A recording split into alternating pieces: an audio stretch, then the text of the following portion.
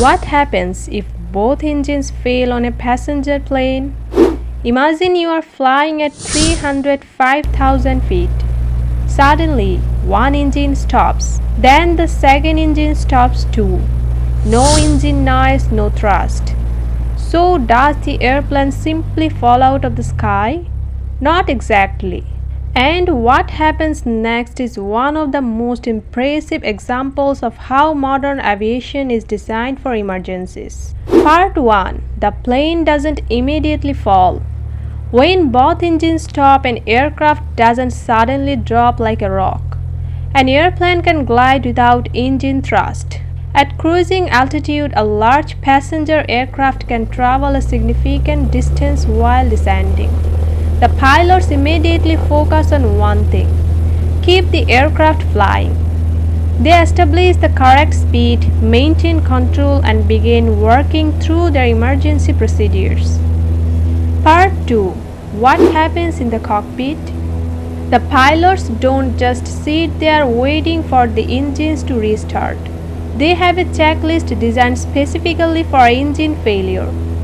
First, they establish the best glide or appropriate flight condition. Then they assess the situation. They try to determine why the engine stopped and whether they can be restarted. At the same time, the crew looks for the best possible landing location. And this is where altitude becomes extremely valuable. The higher the airplane is, the more time and distance the pilots have to work with. Part 3. What about electricity? But here's another problem. If both engines are no longer producing power, where does the aircraft get electricity? Modern airliners have multiple backup systems. And in a serious emergency, aircraft can deploy a device called a Ram Air Turbine or RAT. The RAT uses the airflow created as the aircraft moves through the air to provide emergency hydraulic or electrical power for essential systems, depending on the aircraft design. So even without engine thrust, critical controls and instruments can remain available. Part 4.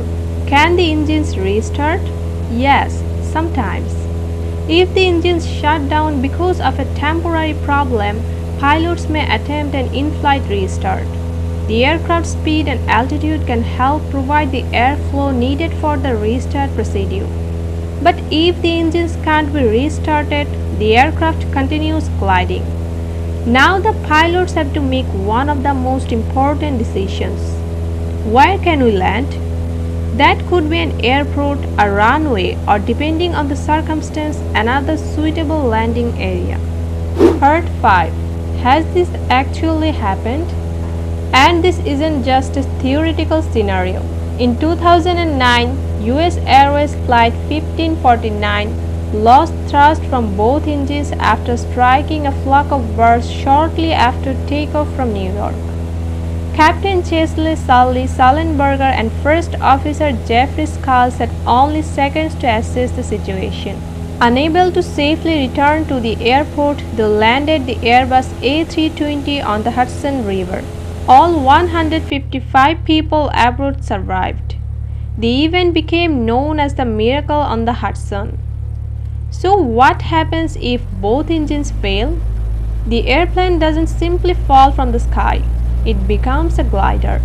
The pilots control the aircraft, manage their altitude and speed, attempt to restart the engines, use backup systems, and search for the safest possible landing option.